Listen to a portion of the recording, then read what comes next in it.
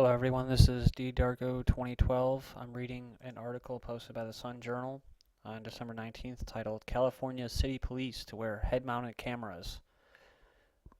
San Jose, California, AP. San Jose police are testing head-mounted cameras to record interactions with the public. The test using 18 patrol officers comes as citizens groups criticize the department for too often using force during arrest.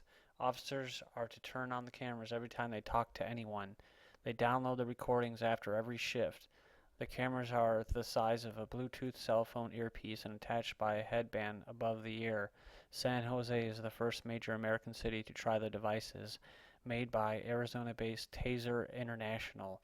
Taser is paying for the experiment, but the price could be high if San Jose equips all 1,400 officers. Each kit costs $1,700 plus a $99 per officer monthly fee. That's $4 million department-wide each year. And when I'm reading this story, it actually does. It seems quite harmless, but when you get past the whole kind of wish-washy wording that they use, and you just look at past experiences, facts, history, you can see you know that almost all the time, if not most of the time, that any incident comes up that involves someone from the public and a law enforcement officer, and the only video footage of that incident is from the officer's camera, that somehow that footage gets lost between the incident and the court hearing, where the citizen who was either beaten or dragged out of the car and tasered, or was taking a picture of a police officer doing something that was violating a citizen's rights, right? So anytime there's anything that happens against the police or against the public, right? From the police to the public, that footage always gets somehow lost, right? They lose the footage. So I don't really know where this, it's a small story. It's not really all that, doesn't have too much depth as far as what's going on here, and I don't think there really is. But whatever, for whatever it's worth, I know that this story is a bunch of BS, and that these cameras are not going to be used to help the civilians build cases against the police. That they're just going to be more cameras that are going to be used to incriminate the public, right? So just remember, people, we're all criminals, right? We're all guilty until proven innocent. So the whole legal system and the framework, the structure, as far as you being innocent and then they have to prove you guilty, that's gone. Those days are gone. Those days of having that nice little having liberty is gone. You are guilty, and then you have to try to prove yourself to be innocent, right? So this is the society that we live in. And so when I see an article like this, if I wasn't as knowledgeable as I am now, just learning about the New World Order and the police state and the Big Brother and all that in the past,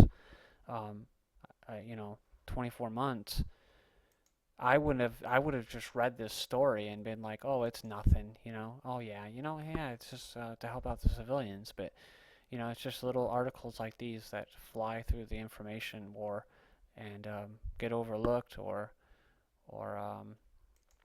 just get written into some kind of little propaganda piece. So, but I don't know. Maybe it's just me. Maybe I'm just being cynical. I guess maybe I should try being more optimistic. Maybe that these cameras will help the public build cases against criminal-ass rogue pigs that go around treating individuals, citizens, like they're scum, like they're parasites, like they're termites.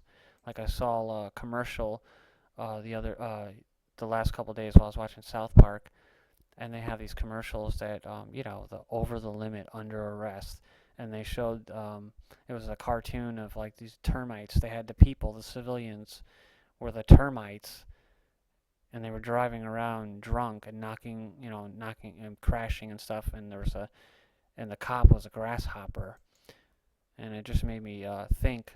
At first I got a little angry when I saw that symbolism, that subtle symbolism that most people overlook, but I see.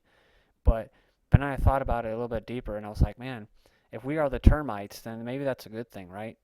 Maybe if the people are the termites, it's a good thing, because termites are what? They can outlast anything. They can endure anything, a nuclear fallout, anything. And grasshoppers, you can just step on them whenever they're dead, or they're just grasshoppers. So if that means anything to any of those liberty loving people out there, if that means anything to you, then that's great. But I probably overdid this story, but for whatever it's worth, I just had to throw my 2 cents about it, because the police state is ever growing, and my little analogy that I like to use as far as the police state goes is in martial law being declared once the economy, and it's not to say once the economy collapses, but it's going to get so bad to where people are going to start taking to the streets and they're going to declare martial law. That's just inevitable. But you will see any of those people out here that are listening to this that doubt that martial law will be declared, or that there is a police state inside the United States of America. You will find out sooner or later, because I like to use the analogy of the police state being like termites coming out of the woodwork, or you turn the lights on and you see them scatter.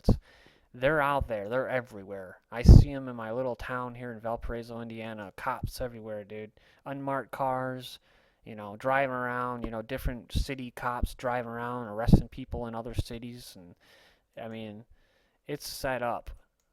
The cameras are on the expressways. It's set up. So, yeah, I'm just going to leave it at that. So, thanks for checking out this very small story. But listening to me ranting. So, thanks, and have a good day.